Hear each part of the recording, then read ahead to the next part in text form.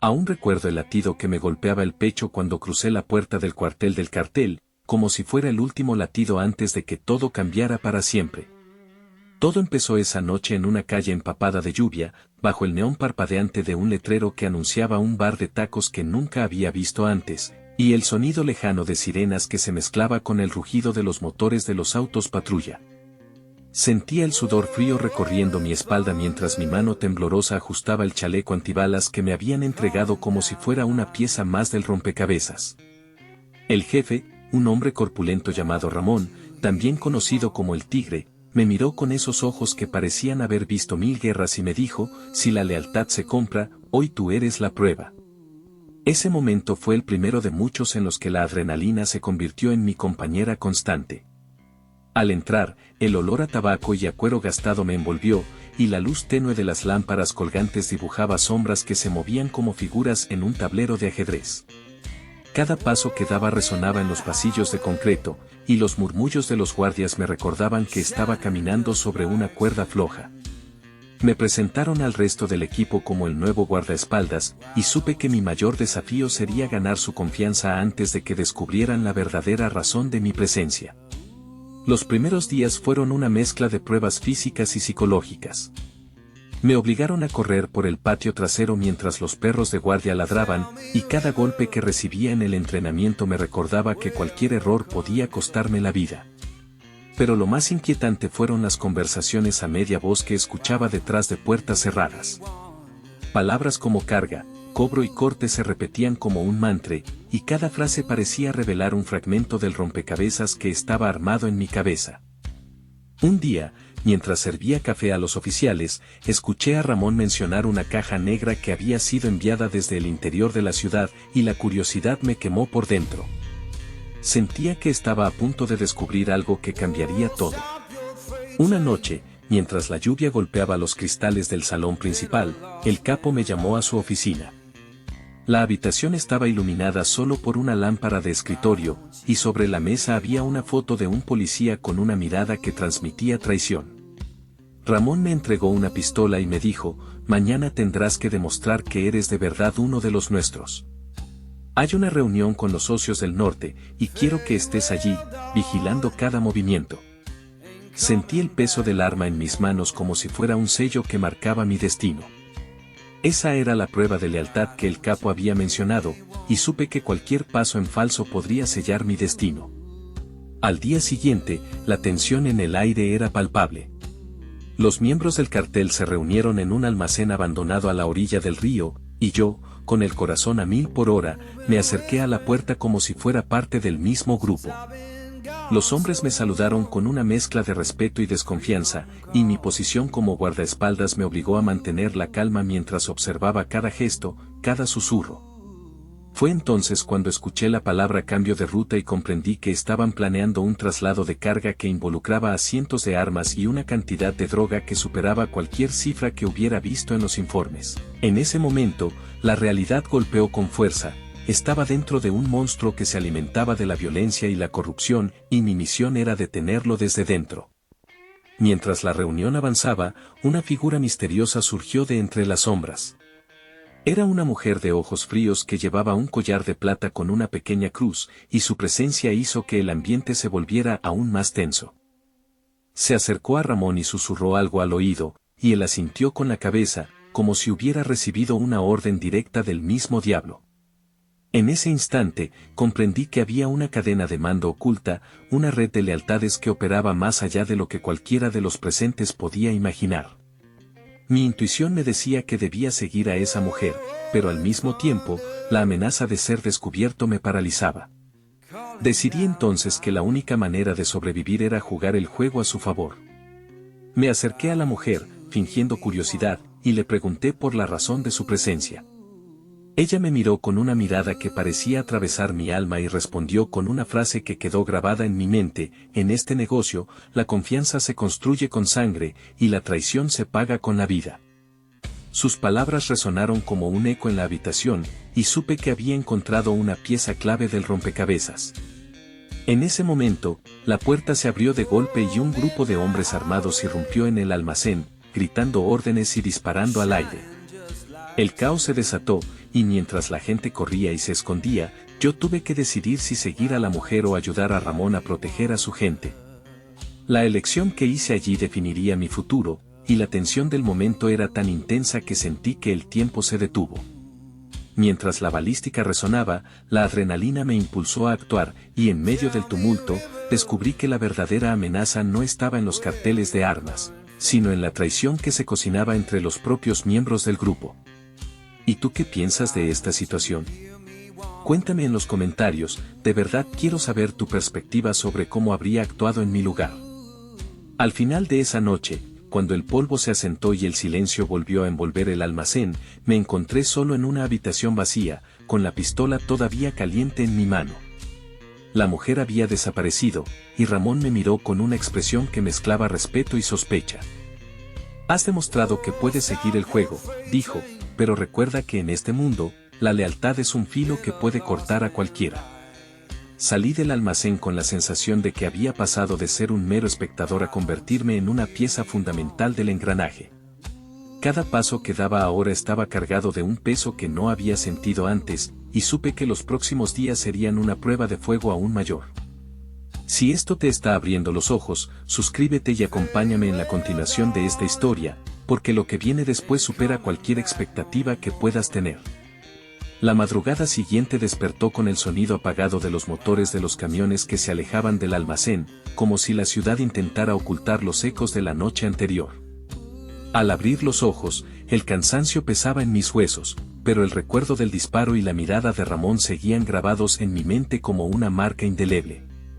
Me levanté, ajusté el chaleco antibalas y, antes de salir, revisé la pistola que todavía estaba tibia en la mesa. El metal reflejaba la luz tenue del techo, y supe que cualquier error ahora podía costar más que una vida.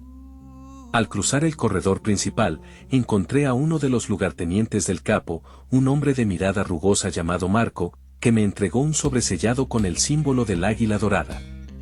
«Esto es para ti, guardaespaldas», dijo con una voz que intentaba sonar casual, aunque sus ojos vigilaban cada movimiento mío.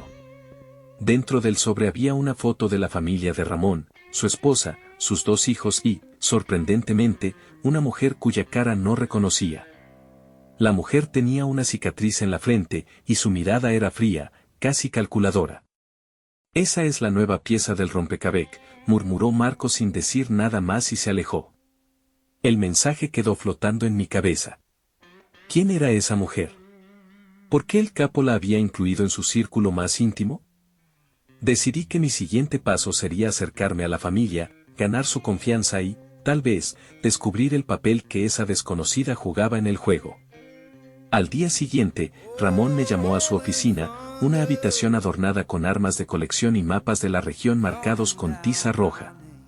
«Necesito que estés a mi lado cuando visite a mi hermano, el de la finca de los pinos», anunció, mientras acariciaba la empuñadura de una pistola de gran calibre. El hermano de Ramón, llamado Luis, era el encargado de los negocios de exportación de la empresa fachada del cartel, y su finca estaba protegida por guardias armados y cámaras de vigilancia. «Quiero que seas mi escudo, que nadie se atreva a acercarse sin que tú lo veas», continuó, sin percibir la tensión que se estaba acumulando en el aire. Salí de la oficina con el corazón latiendo a 1000 por hora. Cada paso que daba hacia la finca me recordaba la fragilidad de mi posición. Cualquier movimiento en falso y todo el entramado se desmoronaría. Al llegar a la puerta principal, los guardias me saludaron con un asentimiento brusco, reconociendo mi presencia como parte del equipo. Dentro de la casa, el ambiente era sorprendentemente familiar, una cocina grande, una mesa de comedor con platos de porcelana y una familia que parecía vivir una vida normal pese a los peligros que les rodeaban. Luis me recibió con una sonrisa forzada, mientras su esposa, una mujer de ojos oscuros y cabello trenzado, me ofrecía una taza de café. «Gracias por venir», dijo, y su voz tembló ligeramente. Me senté con ellos, escuchando sus conversaciones sobre la cosecha de aguacates y los planes de expansión del negocio. Pero, bajo la superficie, percibí una corriente de tensión. La mujer miraba al otro extremo de la mesa, donde una silla vacía parecía estar reservada para alguien que nunca aparecía. Mientras la tarde avanzaba, Luis me mostró la bodega subterránea donde guardaban los contenedores de carga. Allí, entre cajas de madera y barriles, descubrí un compartimento oculto detrás de una losa suelta. Al abrirlo, encontré una serie de documentos, fotos y un disco duro externo. Los papeles estaban marcados con nombres de políticos locales, empresarios y, sorprendentemente, el mismo símbolo del águila dorada que había visto en el sobre de Marco. Era un registro de sobornos, pagos y acuerdos que vinculaban al cartel con la élite de la ciudad.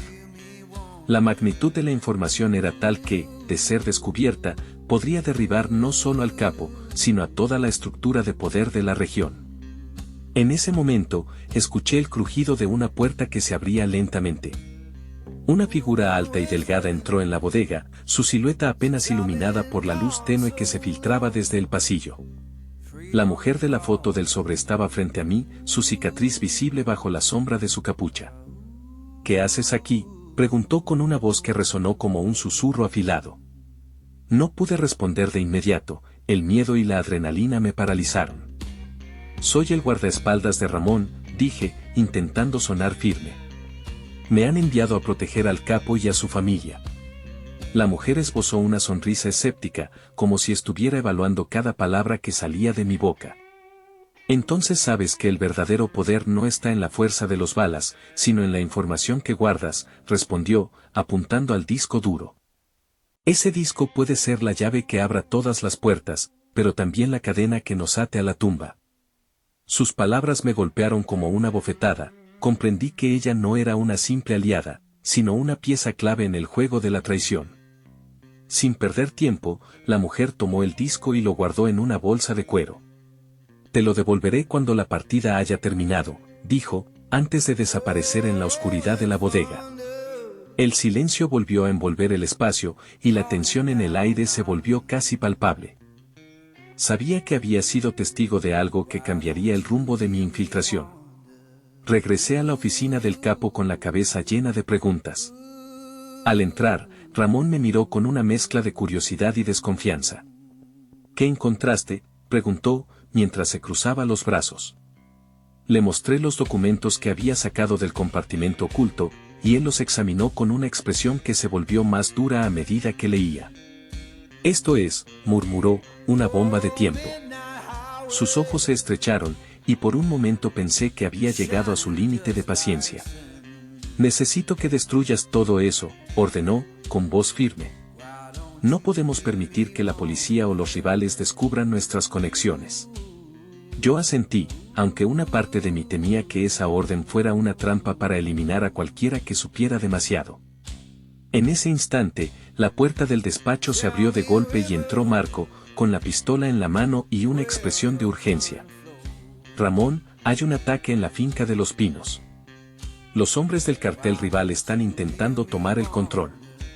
El sonido de los disparos que resonaban en la distancia me hizo comprender que la situación estaba fuera de control. Sin pensarlo dos veces, salí del despacho, siguiendo a Ramón y a Marco hacia el vehículo blindado que los esperaba. El viaje hacia la finca fue un torbellino de ruido, luces intermitentes y balas que silbaban cerca del motor. Al llegar, la escena era caótica, los guardias estaban bajo fuego, los vehículos estaban volcados y el humo cubría el horizonte. Ramón, con el rostro cubierto de sudor, me dio una orden clara: cúbreme mientras intento negociar con el líder del otro bando. Yo me posicioné detrás de una pared de contención, apuntando mi arma hacia el horizonte, observando cómo los hombres del cartel rival avanzaban con una determinación feroz. Mientras la balacera continuaba, escuché una voz familiar entre los gritos y los disparos. Era la mujer de la cicatriz, emergiendo de entre los escombros, con una pistola en la mano y una mirada que destilaba una mezcla de furia y resolución. «¡Alto!», gritó, dirigiéndose al líder rival. «No son tus enemigos, son los mismos que quieren destruirnos a todos». Su voz resonó con una autoridad inesperada, y por un momento el conflicto pareció detenerse. Los hombres del otro bando, desconcertados, bajaron sus armas, mientras la mujer se acercaba al líder rival, un hombre corpulento llamado Santiago, cuya reputación de brutalidad era conocida en todo el territorio. Santiago la miró con desconfianza, pero la mujer mantuvo la calma. Hay una razón por la que Ramón nos ha llamado a todos a una mesa, dijo, sacando del bolsillo una carpeta con documentos rojos.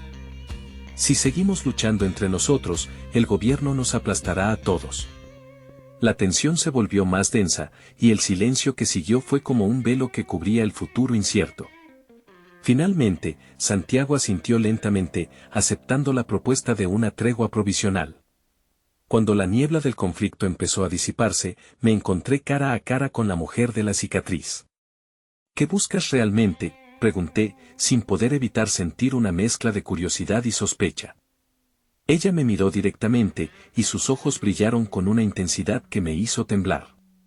Busco la caída del capo, respondió, pero no por venganza. Por la oportunidad de reconstruir algo mejor. Su confesión fue como una chispa que encendió una llama dentro de mí, obligándome a reconsiderar mi papel en todo este juego. Ramón, mientras tanto, se acercó a mí con una expresión que mezclaba agradecimiento y preocupación. Has demostrado una lealtad que va más allá de la sangre, dijo, colocando su mano sobre mi hombro. Pero ahora sabes demasiado. Su voz se volvió más grave, como si estuviera ponderando cada palabra. Debes decidir si seguirás siendo su guardaespaldas o si te unirás a la causa que ella propone. En ese instante, sentí que el peso de la decisión me aplastaba, como si una balanza invisible estuviera a punto de inclinarse. Los días siguientes fueron una mezcla de reuniones clandestinas, intercambios de información y pruebas de lealtad que ponían a prueba mi resistencia física y mental. Cada noche, mientras revisaba los documentos que había extraído del compartimento oculto, encontraba nuevas conexiones entre el cartel y las autoridades locales. La red de corrupción era más profunda de lo que había imaginado, y cada pista que descubríamos nos acercaba a una verdad que podría destruirlo todo. Una noche, mientras revisaba el disco duro que la mujer había dejado en la bodega, encontré un archivo encriptado con la palabra Proyecto Aurora. Al descifrarlo, descubrí un plan detallado para una operación de lavado de dinero que involucraba a varios bancos internacionales, empresas de construcción y, sorprendentemente, a la propia Policía Federal. El alcance del proyecto era tal que, si se hacía público, provocaría una crisis económica que sacudiría los cimientos del país. Fue entonces cuando recibí una llamada inesperada. La voz al otro lado del teléfono era la de la mujer de la cicatriz, y su tono era serio y urgente.